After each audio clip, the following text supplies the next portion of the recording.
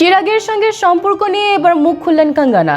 বলিউডের controversy queen Kangana Ranaut আবারও শিরোনামে, তবে এবার রাজনীতি নয়, ব্যক্তিগত সম্পর্কের গুঞ্জন ঘিরে। 2024 সালের ভারতের লোকসভা নির্বাচন 2024-এ হিমাচল প্রদেশের মান্ডি আসন থেকে ভারতীয় জনতা পার্টির টিকিটে জিতে সংসদ সদস্য হওয়া এই অভিনেত্রীকে ঘিরে নতুন করে আলোচনার ঝড় উঠেছে। গুঞ্জনের কেন্দ্রবিন্দুতে রয়েছেন চিরাগ পাসওয়ান। তবে এই সম্পর্কের সূত্রপাত আজকের নয়। প্রায় 14 বছর আগে 2011 সালে মিলেনা মিলেহাম সিনেমায় একসঙ্গে কাজ করেছিলেন তারা। পর্দায় রসায়ন থাকলেও ছবিটি বক্স অফিসে সাফল্য পায়নি। এরপর কঙ্গনা বলিউডে নিজের অবস্থান শক্ত করেন, আর চিরাগ রাজনীতির মাঠে সক্রিয় হয়ে ওঠেন। দীর্ঘ বিরতির পর ভারতের সংসদ ভবনে আবার দেখা যায় এই দুই পুরনো সহকর্মীকে।